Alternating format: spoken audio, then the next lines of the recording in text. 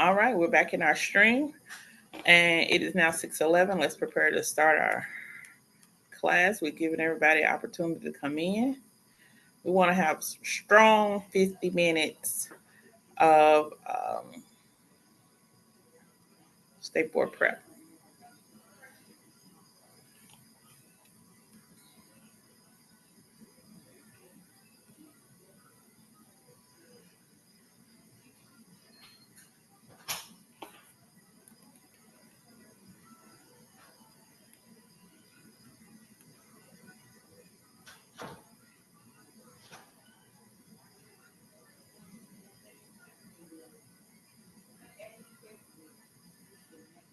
All right.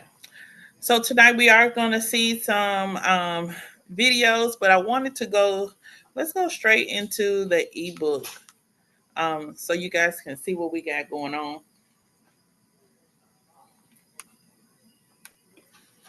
There are particular areas that I want to reference, and this is being recorded to just for record, also for those individuals that have to test in Mississippi. In reference to A&P, Mississippi testers will be reviewed on, and we'll have to know the functions of cells, tissues, organs, and systems. Okay. So last night, if you came in last night, I was talking about two of the main systems that we need to know. And let's look at the terms. Two of the main systems we needed to know, and that was the skeletal system, that's the bones, and also the muscular system. Okay. Generally, because we are estheticians on this 6 to 7 p.m. hour, if you're touching the face, or for anyone that's touching anything, you got to make sure you know what it is. Okay. What are you touching? What's the cause and effect? This is like a campaign, because I had to discuss this morning as well. So when we look at anatomy, physiology, histology, let's screenshot, or in your downtime go back into the terms. And these are three terms you definitely need to know the difference in. Looking at anatomy, it's the study of the structures of the human body and the substances that structures are made of. So it's the structures of the human body and the substances these structures are made of. It's the science of the interconnected details of organisms, okay, and or their parts. That's anatomy. Physiology is the study of the function. And when we talk about the function, how things work, okay? Yes, anatomy is studying the structure itself, those parts of the body, and then physiology is how these things work, okay?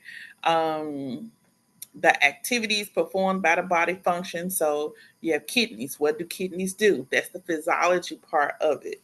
And then you have histology, also known as microscopic anatomy. Okay, it's the study of the structure and composition of tissue. Okay, those things we can't really see with our naked eye. So we have anatomy, we're studying the structure. Physiology, we're studying the function. And then histology is going to be the study of microscopic anatomy, things we cannot see with our naked eye, but it is the composition, the study of the structure and composition of tissue, those things that are broken down within our bodies. All right. So that's a key factor for everybody.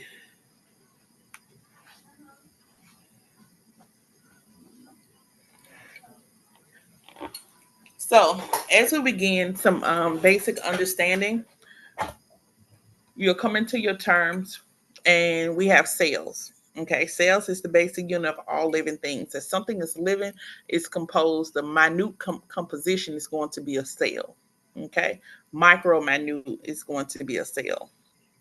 Okay, from bacteria to plants to animals to human beings, cells equals life. Okay, cells equals life. So there's so many cells that make up the human body. I mean, trillions of them. And so as we start to um, break down some things, The same thing that builds us up are the same things that breaks us down as well.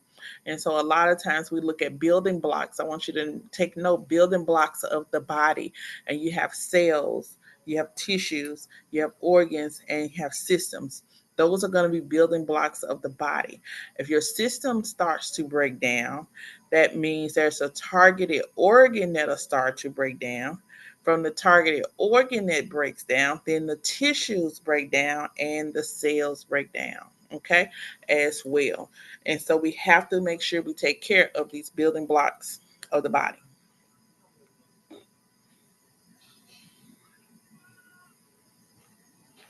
So your cells have, make sure, three main parts of the cell. I want to give you some examples to look at our cell. Of course, we have our nucleus, we have cytoplasma, okay, and then we have membrane. The mitochondria is like cytoplasma, a little cousin. It's just like the jelly compulsion. It sits in the jelly of the cytoplasma. All right. Now, if I was to give you some examples, um, a hard boiled egg, you have a shell that would be the membrane. You have the white of the egg itself. Okay, that will be our cytoplasma, and then you have the yellow of the egg, the yolk. That would be our nucleus. So you're looking for something that has a core, then it has a round center, and then it has a protective shell. You have an onion, you have a kiwi, you have apple, you have fruit. All of those could be examples of that you can use in reference to a cell. Okay, with its three main parts.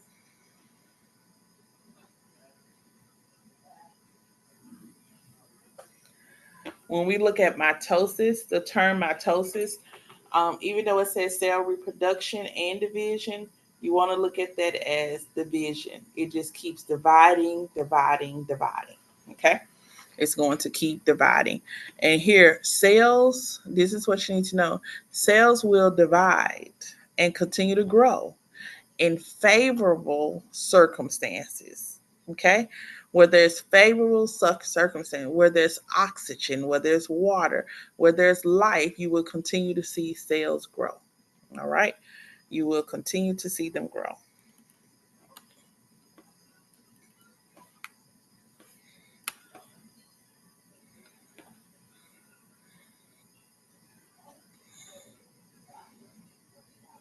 All right, with cell metabolism, this is where the wellness component of your license comes in as well. So those fitness gurus, those when you're talking to your client about different things they have going on with their skin, you can bring in talking about their metabolism, how much they eat, how much water they drink. Do they lose weight fast? Or is it hard to lose weight? Those are great questions to ask, because not only is it telling us what's going on in the inside of their body, but it's telling us how the body, the speed of the body getting rid of stuff and how it repairs itself. And so when we talk about metabolism, yes, we talk about um, catabolism and just different the other two forms of metabolism, but we also talk about repair, skin repair. And so metabolism is going to be very important, and it's going to be a conversation for those individuals, GLOGA scale 3 and up, okay, type 3 and up, because at the end of the day, the older that someone gets, that their metabolism slows down. Okay, and if the metabolism slows down, the reproduction of healthy skin, your cells, all of that slows down. So you have a person who does not produce healthy skin. They don't repair their skin very often. Okay, and so this is where those other products come in that are geared and targeted towards rejuvenating cell repair. Towards building and tightening saggy skin. And so you want to make sure cell metabolism It's always great. Okay, whether you're through exercise or through products that we use on their face. So we look at cell metabolism, the chemical process that takes place in living organisms. Okay, we got to divide, we got to move, and we got to do all these function. So metabolism eliminates waste. So can you imagine as a person gets older, if the metabolism doesn't do what it needs to do faster at its normal rate, and so you're having a person that just needs some detox more often because they got a lot of waste. And when we say talk about skin waste, we're talking about clogged pores. Okay, clogged pores. It says, how is it important? And this is what I want you to highlight. It says, aging influences the cell metabolism. As I was telling you before, the more you age, it slows down, which means your skin does not turn over as often as it did when you were 20. So if you cut yourself and scab comes, you're like, that scab is just hanging around there. Okay. And it's just hanging around, it ain't doing anything. And so we have products and we have treatments that go to have diets, we have healthy um, juices and all kind of routines that help build that cell metabolism, all kind of creams. So remember that with your clients as they age, that slows down, but you need to keep it consistent.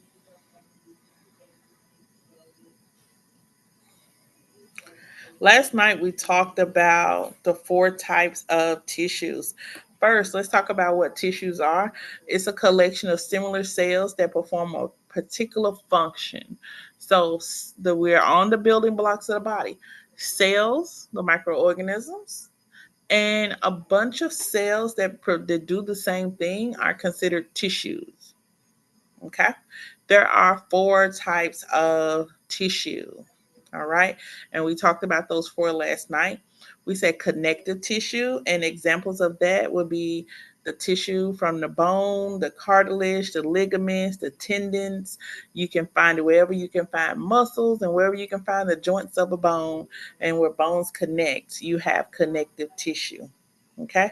And sometimes you have individuals that don't have any tissues, wore out, so they got to get replacements of certain body parts and things of that nature.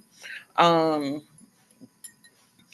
and connective tissue is going to work hand in hand with the muscular system. All right. Because when we think about tendons, when you think about the term tendon, TENDON, I want you to think of rubber band. Okay. When you think of tendon, I want you to think of rubber band. You have in some of your larger muscles, especially the base of your back. Okay. And a lot of times individuals will go, my back is hurting, my back is hurting, or my lower back. It's not the larger muscle, it is the stress on the little bitty tendon. Okay. The little bitty tendon, the little bitty rubber band that connects things together, it is stressed on that. Okay, whether it's weight or something, it has been pulled too much, and so that little area, would need some relaxation. We talk about adipose tissue. Adipose tissue, we didn't talk about it last night, but that's fatty tissue. Adipose, adipose, adipose, adipose, adipose, adipose, adipose. Now, how does this reference aesthetics?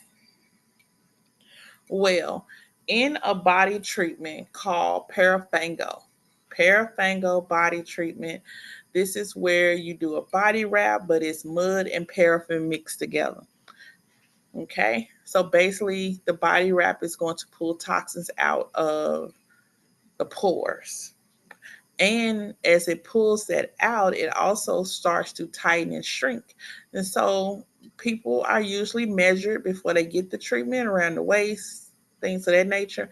And then they come back and get measured again after the treatment. It does look like that they may have lost inches, Um, and so in those body treatments, there's something called you're trying to get rid of fat, or you're trying to tone something, or you're trying to tighten cellulite. So there are creams and then there are oils that they relate really close to adipose extraction, and so you will put them on your belly, your leg, your waist, your butt, wherever you were trying to tighten up, and then you'll wrap it in saran wrap. So you'll massage that in, then you'll wrap that body part in saran wrap and put a heated blanket like on top of it. Over a period of time, what happens that saran wrap it and that product, that ingredient, it extracts um, fat, and the harder it gets, it extracts it like sweat. It looks like it can do the same thing as like a firm mass can, where like tighten and pull things up to the surface. You will notice sometimes the area has gone down. At the end of the day, you want to make sure that you don't go sit in a tub of water for the first 24 hours, because that water can, um, your skin absorbs it. And so what you thought you lost, you'll be gaining it back in water weight. So just being very mindful about that.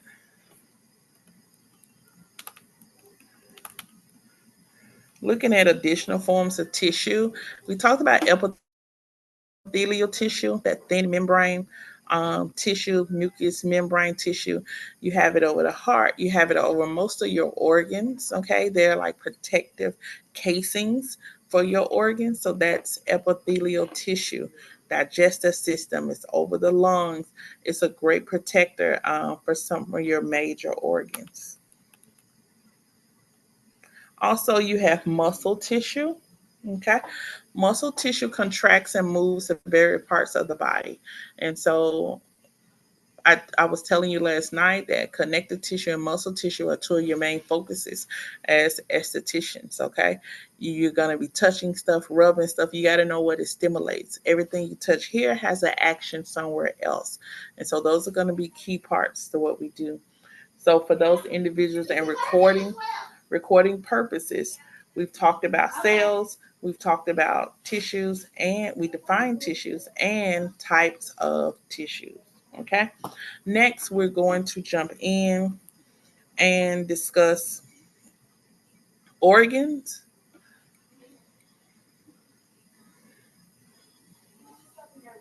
Okay. And it says organs. So we know cells, the living matter of all things. Okay. All things living starts with a cell. And then you have tissues. It's just a collective combination of like minded cells go to create tissues. Okay. Tissues, those like minded tissues, collectively come together to create organs. Okay. So it's a collection of tissues that have identifiable structure. All right. So that some of our organs, you have lungs, skin, heart, the eyes, the kidneys, the liver. Okay. Some of these, and I think they put lymphatic system, they've added lymphatic system um, in there as well. But some of these organs all have functions, okay, and they have systems, and they all work together to make the body do what it do. All right. No one system can do anything by itself. All right. So this every system works together. When one system is not working well, then another system starts to not work well also. Okay. So you have one system that doesn't work well, and then you have another one that doesn't work well. Okay. And so over a period of time, these systems will start to break down because they don't have the support of their neighbor. All right. And so, how does the body function? How does it go? It doesn't go off one system, it goes by everything working collectively. So, overall, we want the healthiness of the body, the wellness of the body to make sure we're living long time. So we know organs are combinations, collection of tissues. Now we look at systems, okay? Um, what I want to share with you when it relates to systems, I see Mr. Denser. Can y'all write that down? I That's the I, the letter I. C, the letter C. Mr. Mr. Denser, Denser. I see Mr. Denser. And that is going to be an acronym for your systems. And I think there's an L that they've added. It's always good to look at your textbooks and new textbooks. They add new things. So with this textbook, they have added an additional system that they deemed important, and we're going to discuss that one as well.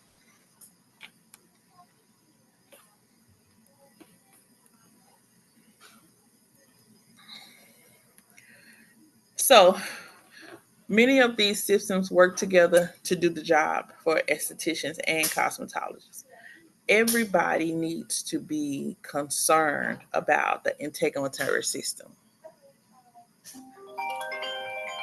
Okay. One moment. I'm actually studying from the hospital, so hold on one moment.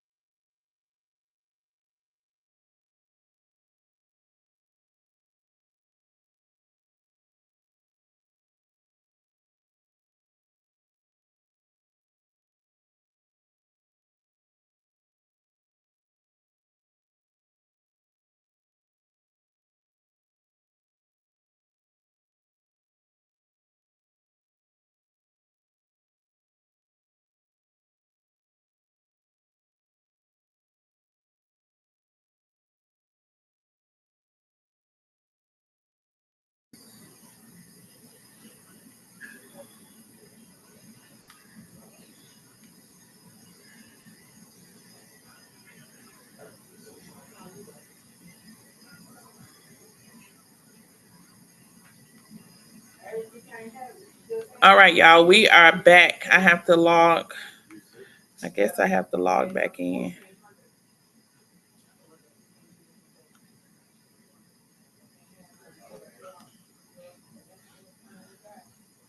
Okay, I guess I have to log back in.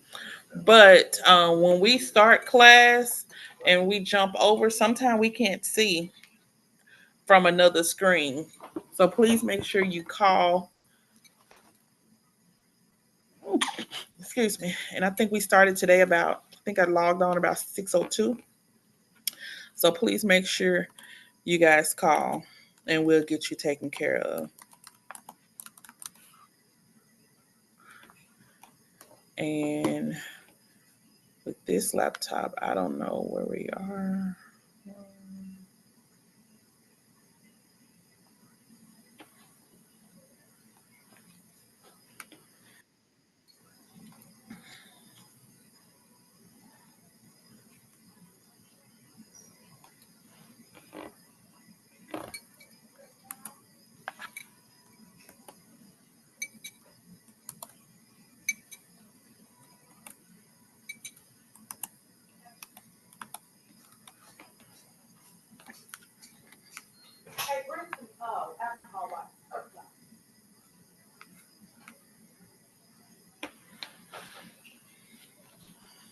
Okay, give us a moment as we go back in.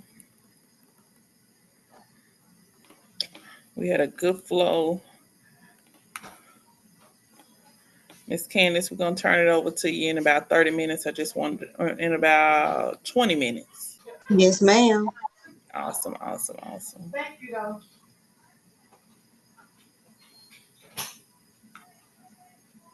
No, what am I doing?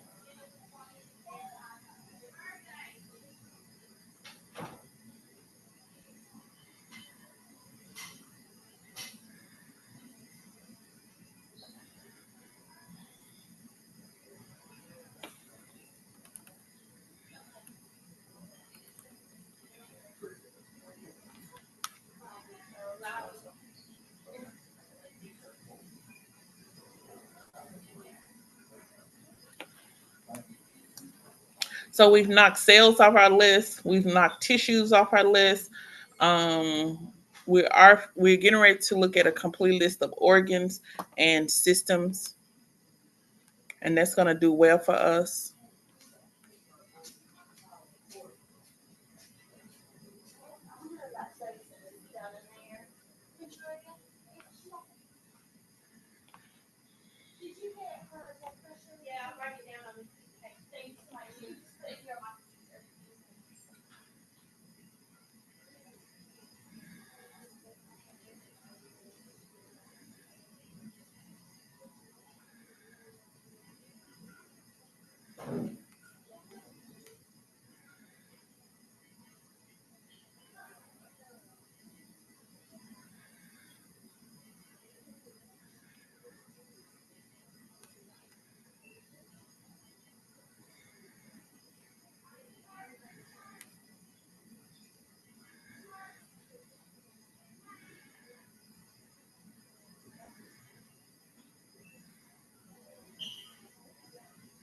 Miss Candace, I'm not sure if you're a co-host, but if you see anybody coming in on your end, just let them in, okay? Okay. Awesome. All right, so looking at systems, one thing Cosmo Aesthetics, everybody needs to look at. There's a few I'm gonna point out, but when you do your consultation, um, consultation is your words, analysis is using your eyes, and so in before you know if you can even service the client, we need to use our words and we need to trust our eyes. Okay, as we use both of those, we're gonna come to a conclusion, and different things are gonna pop up.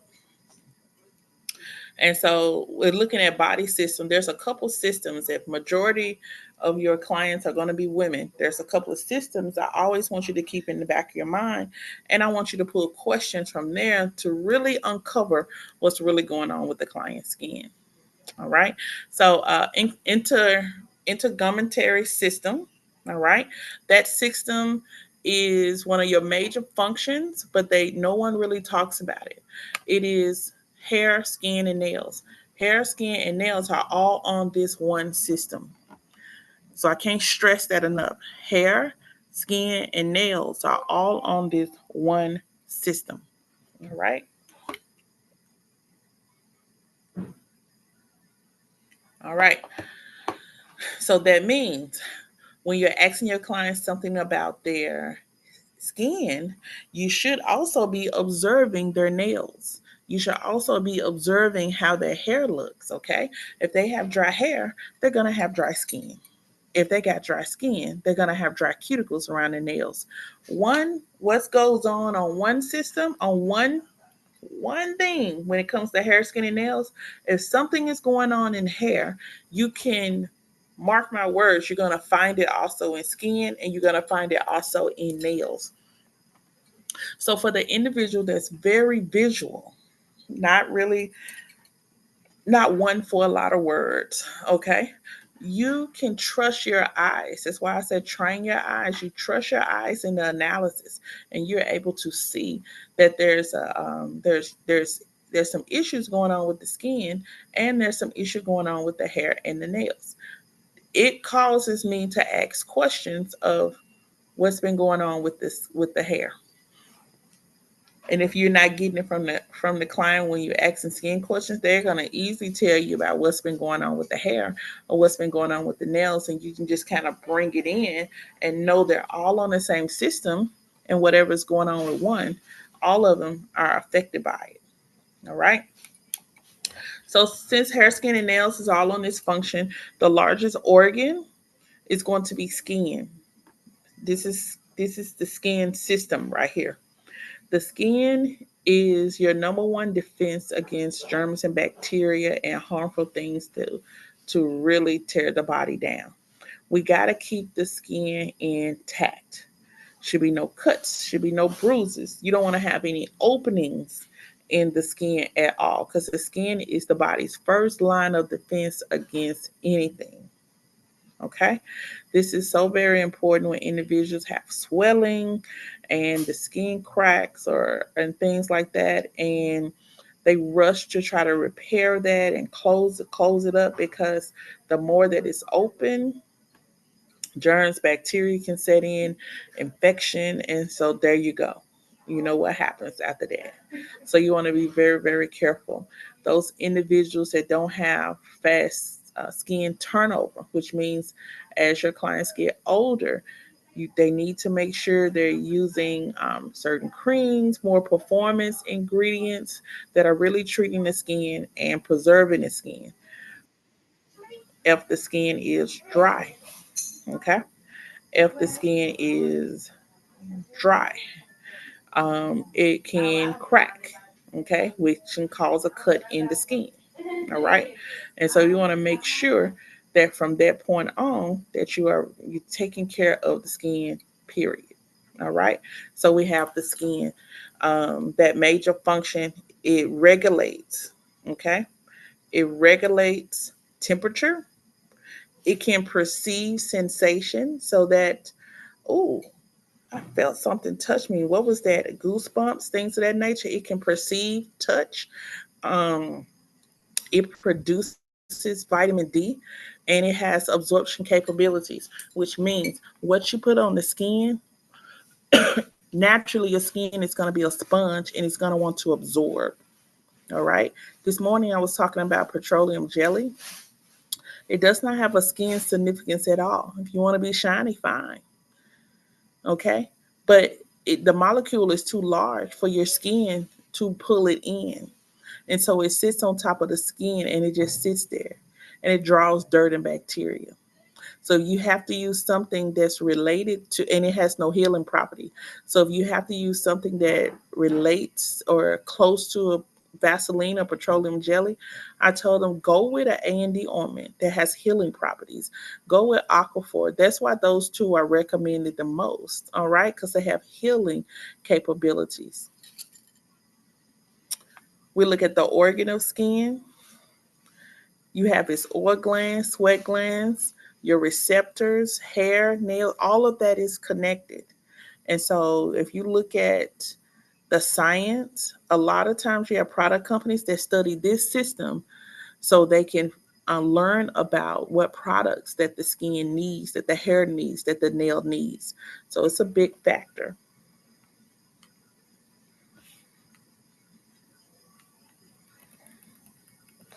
You have the skeletal system,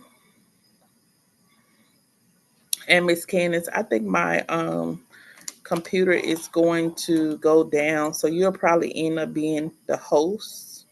Okay.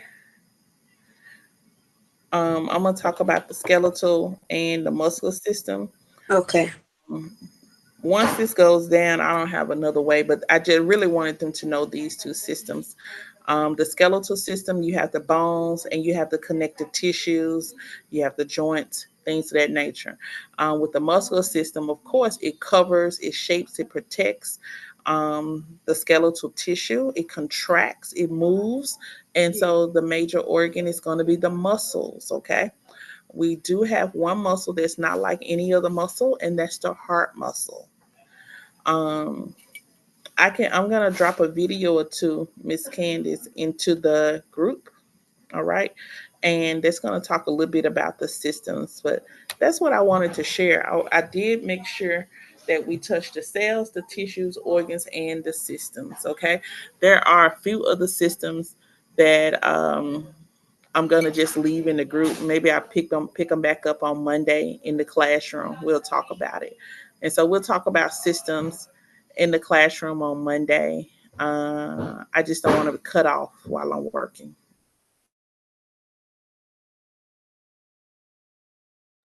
Miss D, my question: when cars come on, you want me to hop into A&P with them as well?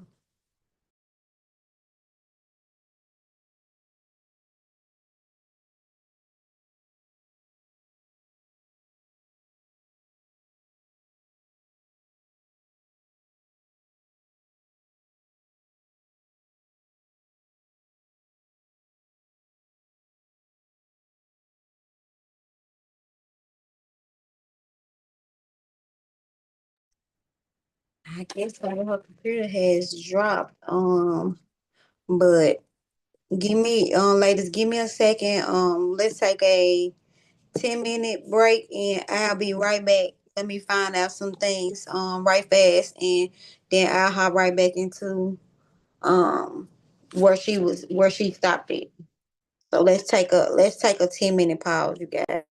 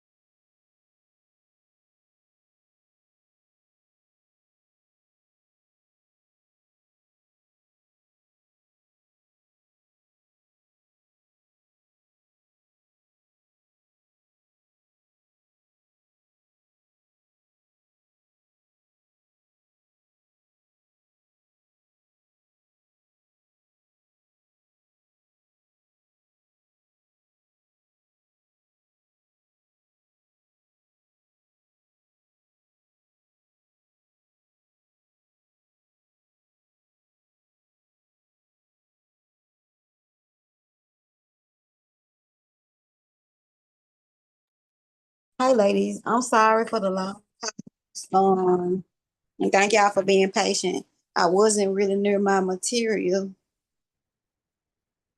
Um, I wasn't near all my material, so just give me a second, and we're gonna hop right on in. Hold on.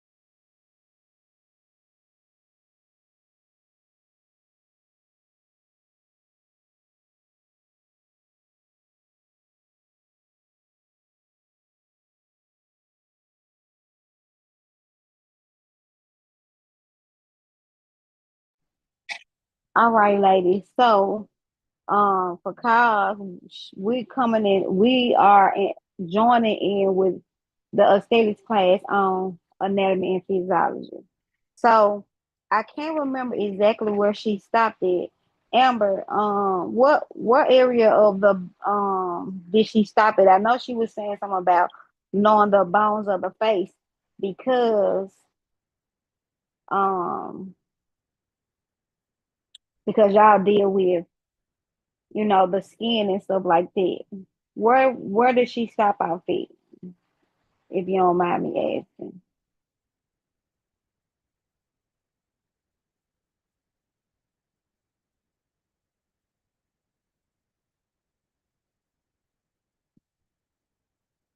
Hello, y'all there? Yes, I that's why I remember her stopping it as well, speaking on the anatomy of the bones and face, and just knowing that if you're going to be putting products and things like that on a person's face, knowing their metabolism and just paying attention to their nails and stuff like that, because this is going to be very important when servicing clients. Right, because she said that when it comes to the face and stuff like that, um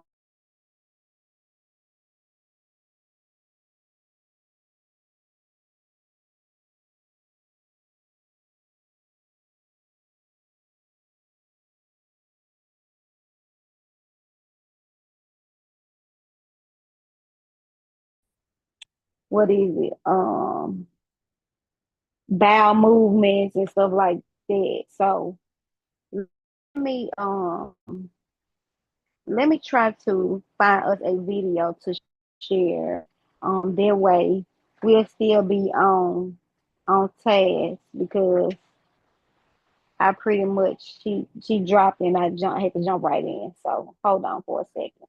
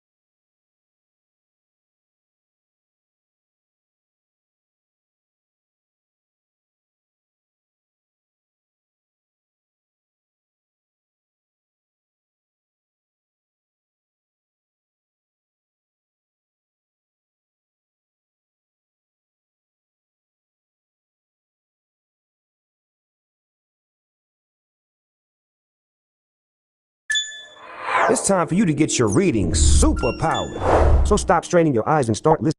Romeo and Juliet, Helen and Paris, Tristan and Isolde. These famous star-crossed lovers bring to mind insatiable longing, forbidden love, and tragic separation, and poets and emo rockers love them for it. But you know where else you can find a nice, hot romance? Your muscle cells. They've got their own famous coupling, a pretty pair of tiny protein strands called actin and myosin. Romeo and Juliet may have set a chain of tragic events into motion,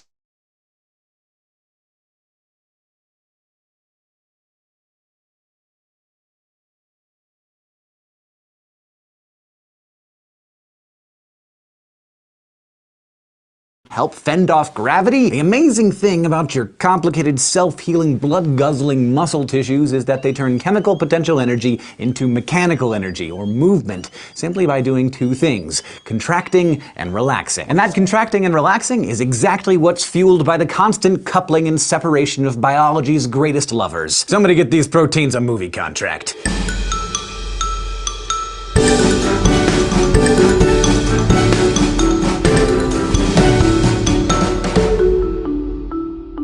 You will recall from our early lessons on tissues that you're kept alive and moving by three types of muscle tissue: smooth, cardiac, and skeletal. Your smooth muscle tissue is found in the walls of all your hollow visceral organs like your stomach and airways and blood vessels, where it involuntarily and very usefully pushes fluid and other material around by contracting and relaxing over and over. Your heart is so important that it gets its very own muscle tissue type, cardiac muscle, which looks striped or striated and also functions involuntarily to keep your blood pumping without you having to think about it. But when you hear the word muscle, you're probably thinking of the kind that you see on Chris Evans when he first walks out of that machine in Captain America. And those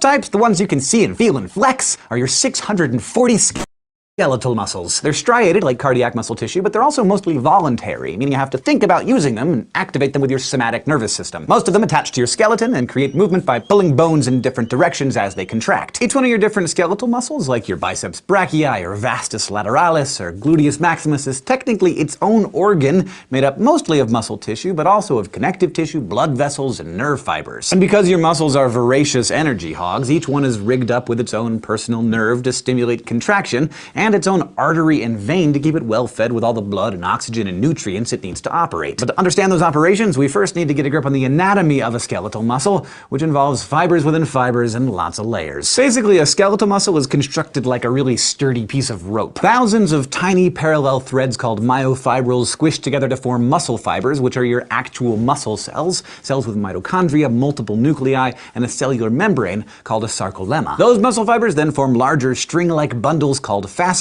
which combine to form the larger rope-like muscle organ like your bicep.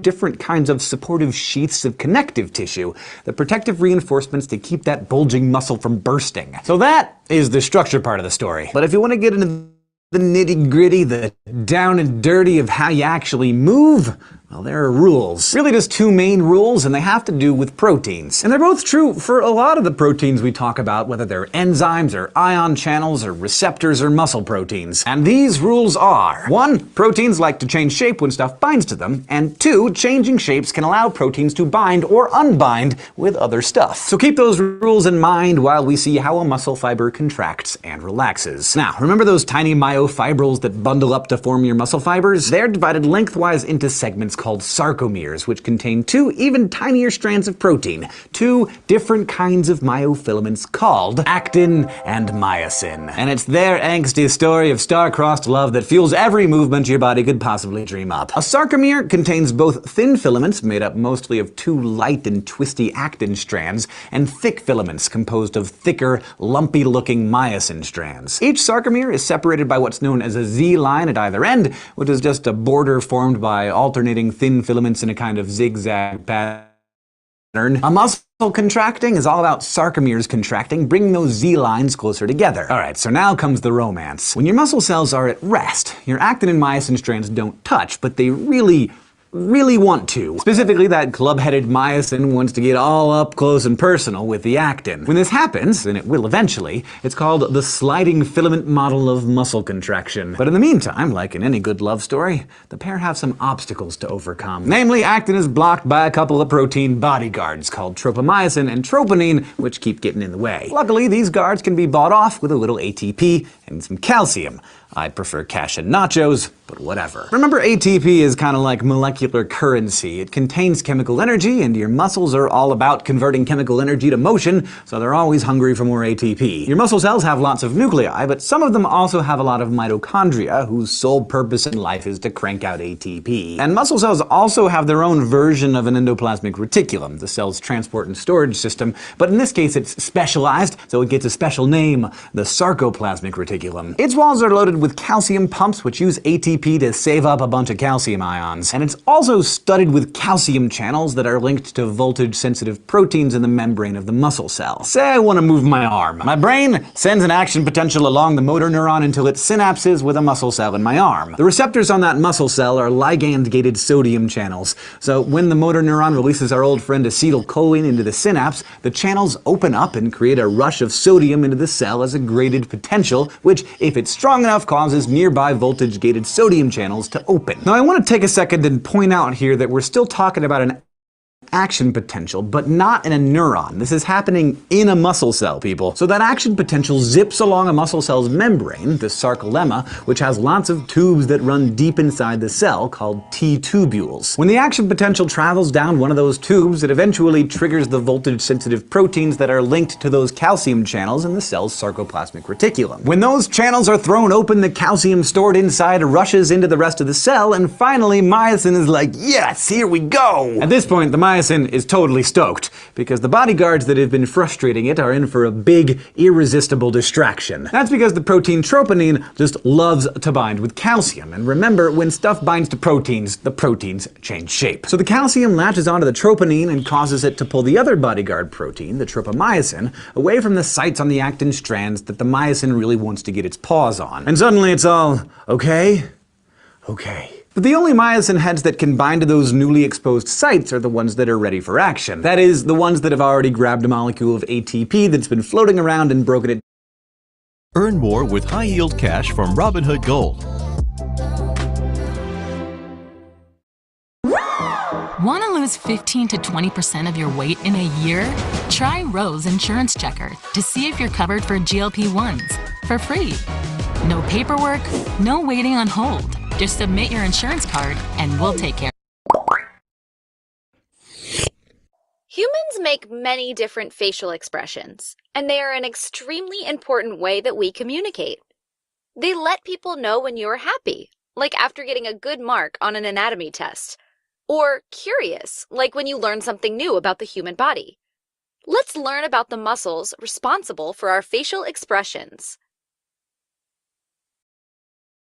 First, let's start with the scalp, which is a layer of skin and subcutaneous tissue that covers the cranium.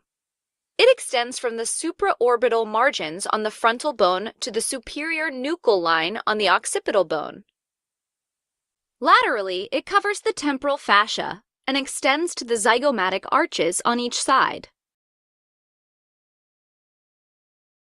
The scalp is made of 5 layers, which can be remembered easily as the first letter of each spells out the word scalp.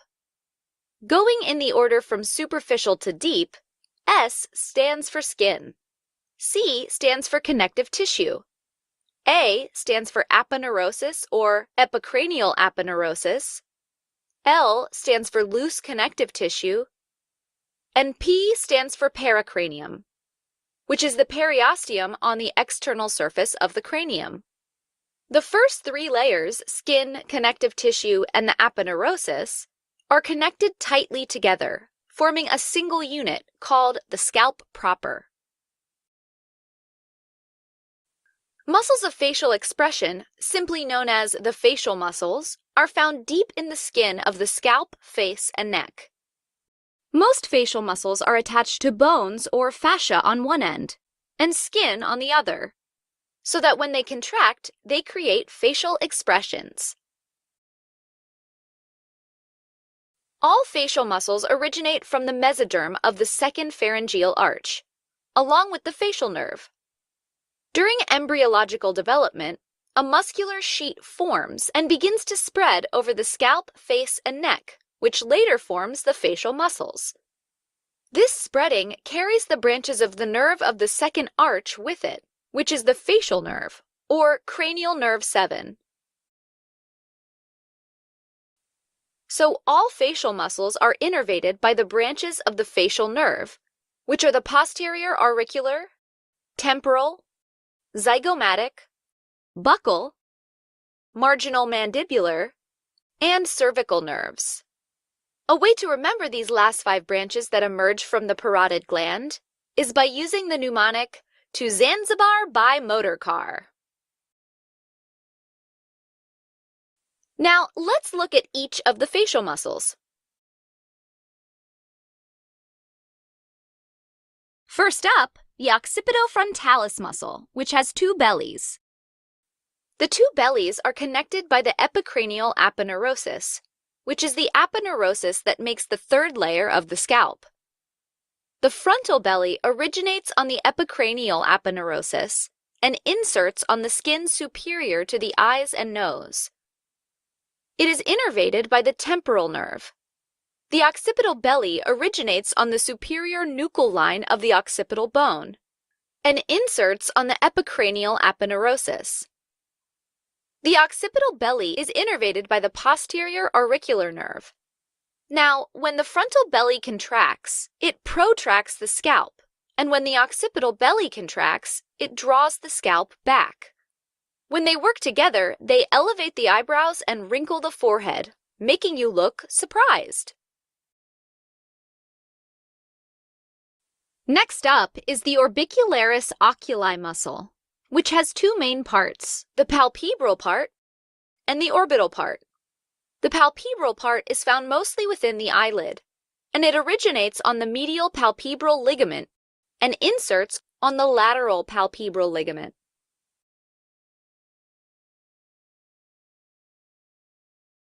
The orbital part originates from the medial orbital margin and medial palpebral ligament and inserts on the skin around the orbit, forming a continuous ring that surrounds the orbital orifice. The superior part of the orbicularis oculi muscle is innervated by the temporal nerve, while the zygomatic nerve innervates the inferior part of the muscle. The function of the orbicularis oculi muscle is to close the eyelids.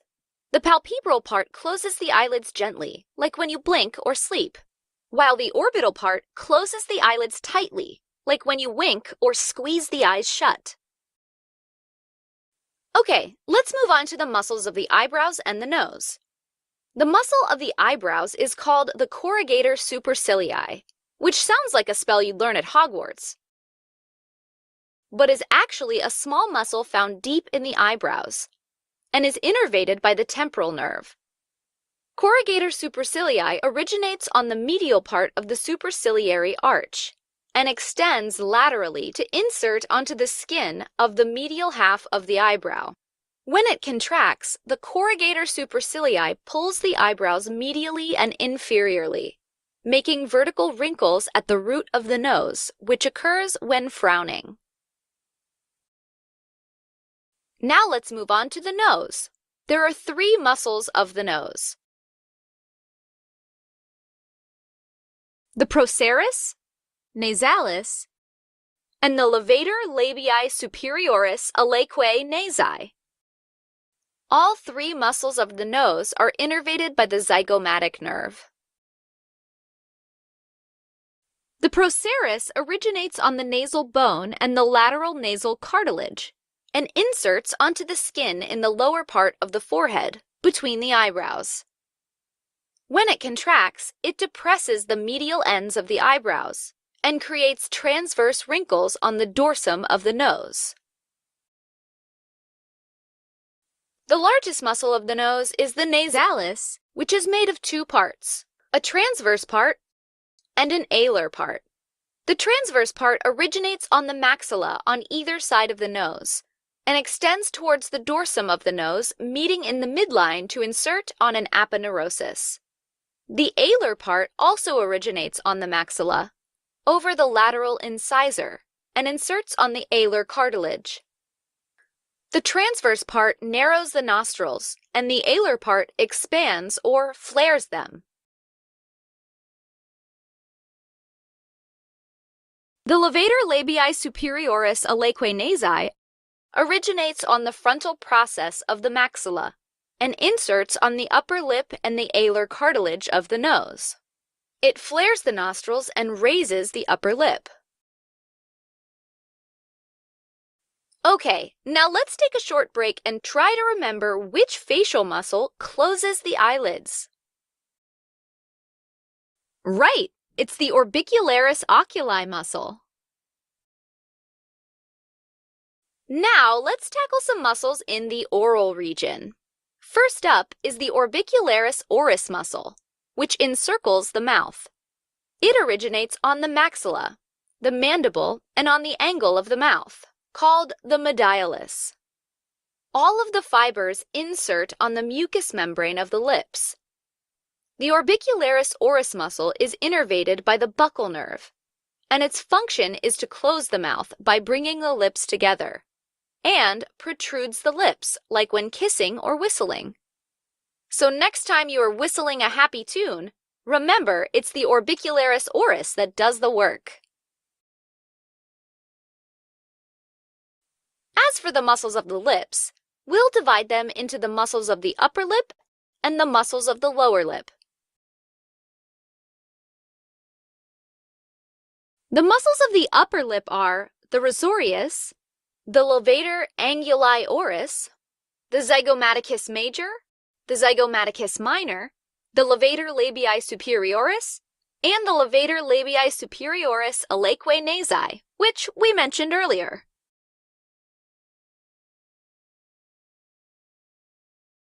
The risorius originates on the parotid fascia and the buccal skin, and it inserts on the medialis. The risorius retracts the corner of the mouth. The levator anguli oris originates on the infraorbital maxilla and also inserts on the medialis. It raises the corner of the mouth, like when grinning. The zygomaticus major originates on the zygomatic bone and inserts on the medialis. It elevates the corner of the mouth so we can smile. The zygomaticus minor originates on the zygomatic bone and inserts into the skin of the upper lip. The levator labii superioris originates on the infraorbital margin of the maxilla and also inserts into the skin of the upper lip. The zygomaticus minor, levator labii superioris, and the levator labii superioris alaeque nasi pull the upper lip upward. Of course, all muscles of the upper lip are also dilators of the mouth, and they're all innervated by the zygomatic and buccal nerves. Now, the muscles of the lower lip are the depressor anguli oris and the depressor labii inferioris. The depressor anguli oris originates on the base of the mandible and inserts on the medialis. It pulls the corner of the mouth downwards to express sadness. The depressor labii inferioris originates on the anterolateral body of the mandible and the platysma muscle. It inserts into the skin of the lower lip. It pulls the lower lip downward when you are sad or when you pout. Just like the muscles of the upper lip, both muscles of the lower lip are also dilators of the mouth. The marginal mandibular nerve innervates both the depressor anguli oris and the depressor labii inferioris. Okay, now let's discuss a muscle of the chin, called mentalis. The mentalis originates on the body of the mandible and inserts into the skin of the chin. It elevates and protrudes the lower lip, like when pouting, and is innervated by the marginal mandibular nerve. Lastly, we have a broad muscle of the neck called platysma. It originates on the suprascapular and the infraclavicular subcutaneous tissue. The platysma extends towards the mandible and inserts on the base of the mandible, blending with the facial muscles. The platysma is innervated by the cervical nerve. It depresses the mandible and draws the corners of the mouth downwards to grimace. It can also tense the skin of the lower face and neck to express stress. Since that was quite a bit of information, we can take a break here. Now, can you name all the muscles of the upper lip in this image? Before we wrap up, let's look at one final facial muscle called the buccinator. The buccinator is a rectangular muscle found deep in the cheek. It originates on the alveolar processes of the maxilla and the mandible, and the pterygomandibular raphe. Now, the pterygomandibular raphe, or the pterygomandibular ligament, is a thickening of the buccopharyngeal fascia. The superior pharyngeal constrictor originates on the posterior side of the pterygomandibular raphe, while the buccinator originates on the anterior side. The buccinator extends anteriorly, where its fibers mingle with the fibers of the orbicularis oris muscle, and inserts on the medialis. The buccinator is innervated by the buccal nerve, and its main job is to press the cheek against the teeth, like when you're drinking from a straw. All right, as a quick recap, the scalp is a layer of skin and subcutaneous tissue that covers the cranium. It is made of 5 layers: skin, connective tissue, aponeurosis, loose connective tissue, and pericranium. All facial muscles originate from the mesoderm of the second pharyngeal arch, which is why they are all innervated by the branches of the facial nerve.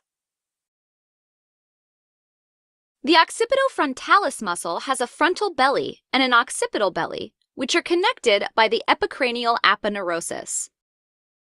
Its function is to elevate the eyebrows and wrinkle the forehead.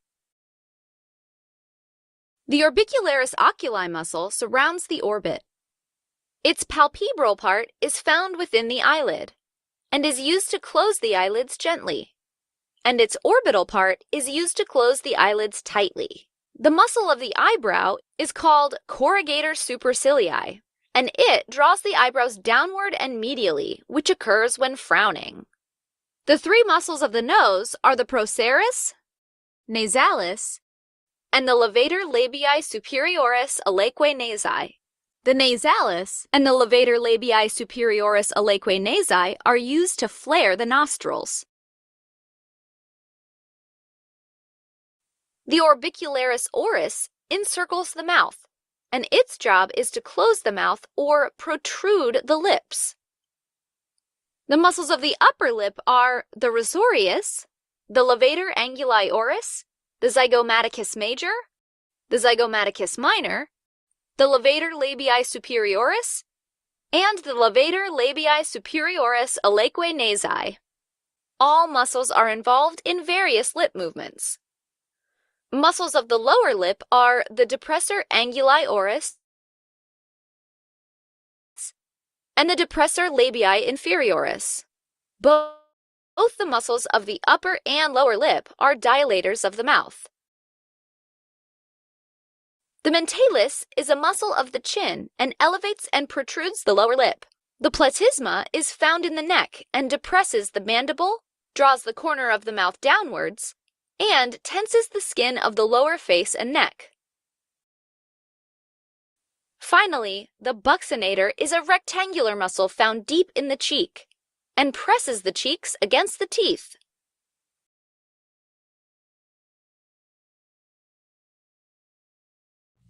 Helping current and future clinicians focus, learn, retain, and thrive. Learn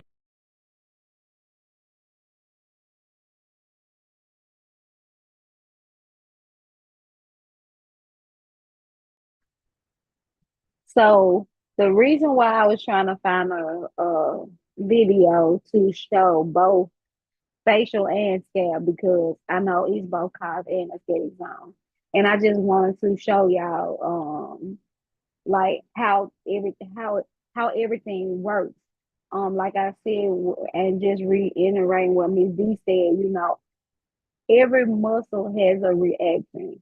So with us touching the scalp, we have to know what what muscle we touching, like the occipital bone, and just like with the facial muscles, we're doing things like tapperment and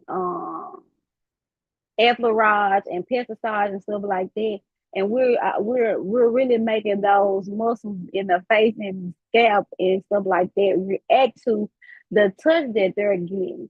So that's why I wanted to find a video that will explain like what the muscles did. And like you can see like with the muscles of the mouth, like the one that said depressor, it to me when I thought about depressor, it sounded like it would be to pull the mouth down to make it sad.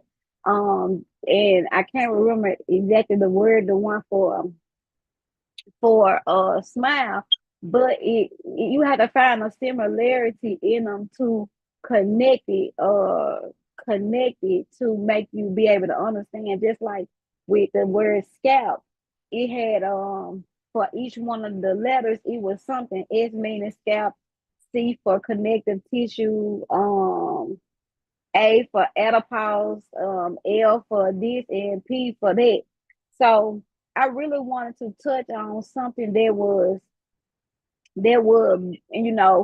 benefit both ways, both professions. And because again, like I said, with every muscle it causes some type of reaction.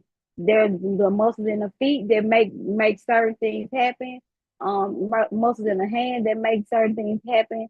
But when it comes to anatomy and physiology, it's a lot to really learn because we have so many muscles, we have so many bones and stuff like that in our body. So um I know with the basics, with the scalp and with the the facial muscles, I just really wanted to um like give an understanding of what's underneath.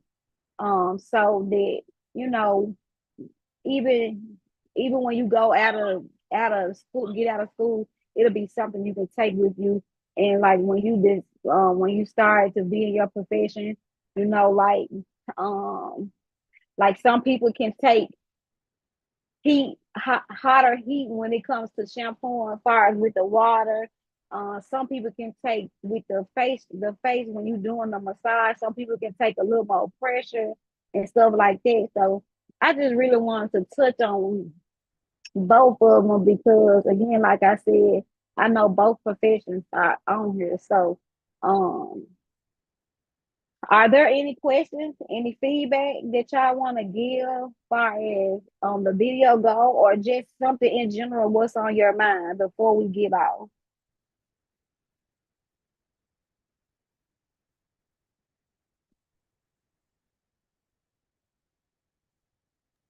I don't have much to say.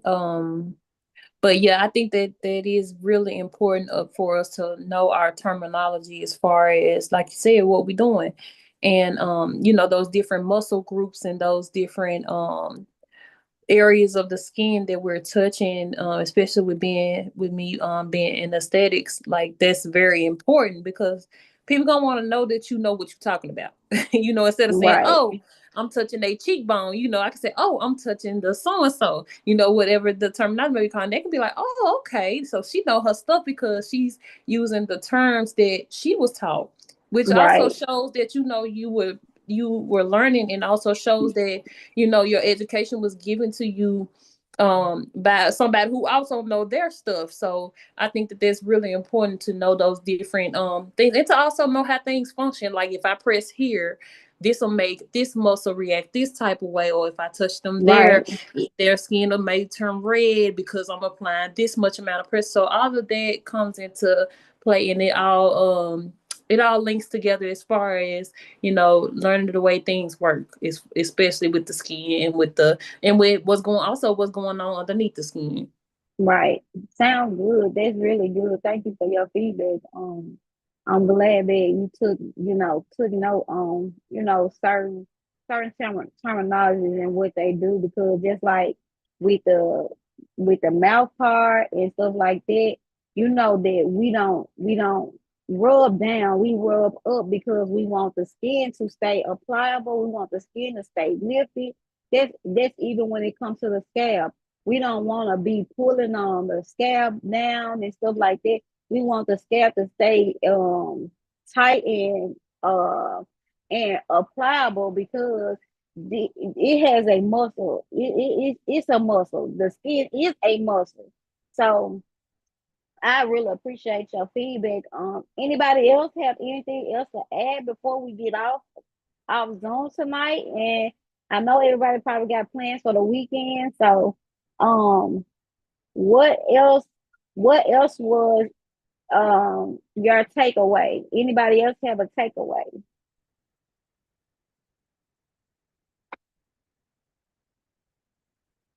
iPhone 66, Kendra, you call. What's up? You have anything to add?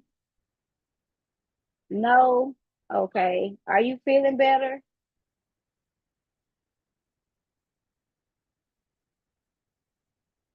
Okay, that's good. That's good. I'm glad you're feeling better. Amber, you have anything you want to add? Anything you may want to say? Yeah, I just want to say, I mean, I agree with Brittany. Like, we need to know the terminology because, about that kind of stuff as aesthetics, because we don't want to be called out when when they're asking us, a question when we're doing their facials. Because I'm added to this group on Facebook. It's an aesthetics group, and they be asking like different questions, and they be getting called out when people ask them stuff, and they get like froze up when they don't know. So yeah, I Mm-hmm. think that's very important. What's the name of the To know Facebook group? It's called Disney. She added in there too. It's called aesthetics. Let me see. Hold on. To be sure. Hold on 1 second.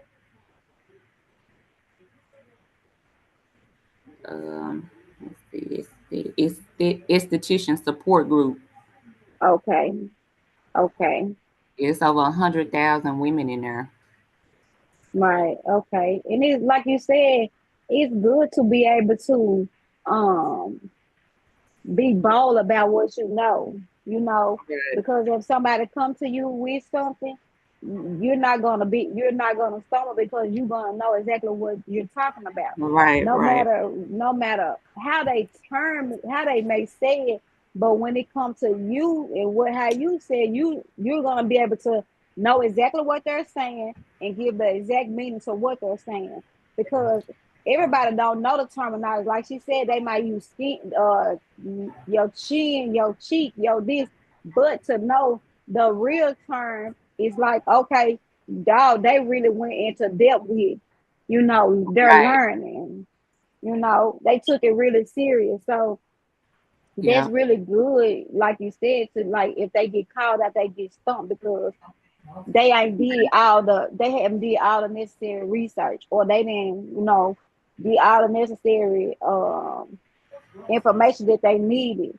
Because it's Yeah. all right to think you know it, but to know it is something different.